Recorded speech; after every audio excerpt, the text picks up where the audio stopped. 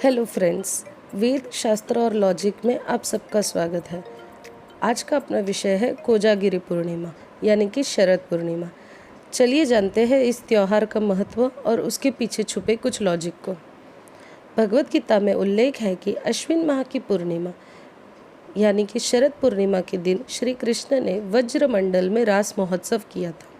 इसीलिए आज भी बहुत सारी जगहों पर पूर्णिमा के दिन भी गरबा किया जाता है।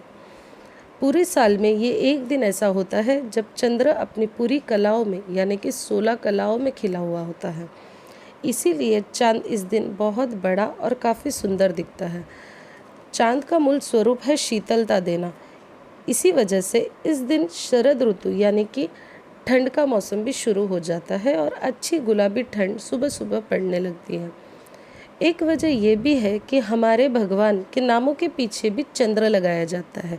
जैसे कि श्री राम के नाम के पीछे रामचंद्र लगाया जाता है, कृष्ण के पीछे श्री कृष्ण चंद्र लगाया जाता है, क्योंकि ईश्वर की छवि देखकर हमारे मन को भी चंद्र समान शीतलता मिलती है।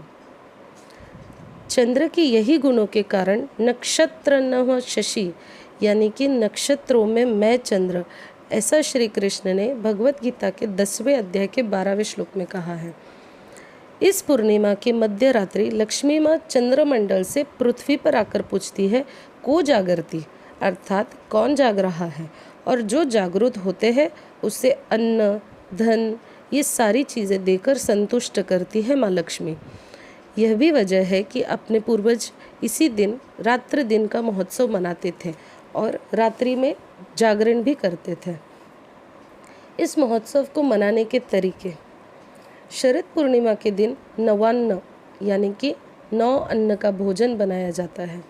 श्री लक्ष्मी और ऐरावत पर बैठे श्री विष्णु जी की प्रतिमा का पूजन किया जाता है। पूजा के बाद पोहा, नारियल का पानी देव और पितरों को अर्पित करके नैवेद्य के रूप में ग्रहण किया जाता है। आज भी भारतवर्ष में कई जगहों पर, खासकर गुजरात में, दूध और पोहा खाया जाता है। दूध और पोहा मिलाकर उसे चांद की शीतल चांदनी में रखकर खाया जाता है। ऐसी मान्यता है कि चांद की शीतल चांदनी उस खाने पर पड़कर उसे पवित्र बनाती है और अपनी तरह शीतल कर देती है। और ये जब हम ग्रहण करते हैं तो हमें भी ये गुण मिल जाते हैं। जैसे चांद के प्रकाश में एक शक्ति होती है जो हमारे अंदर के काफ़ी सारे दुर्गुणों को दूर करती है। दूध को वैसे भी लाभदायी माना गया है। एक वजह यह भी है कि बारिश के 4 महीने जब बादल होते हैं और उस वजह से चंद्र की शीतलता पृथ्वी पर कम पड़ती है।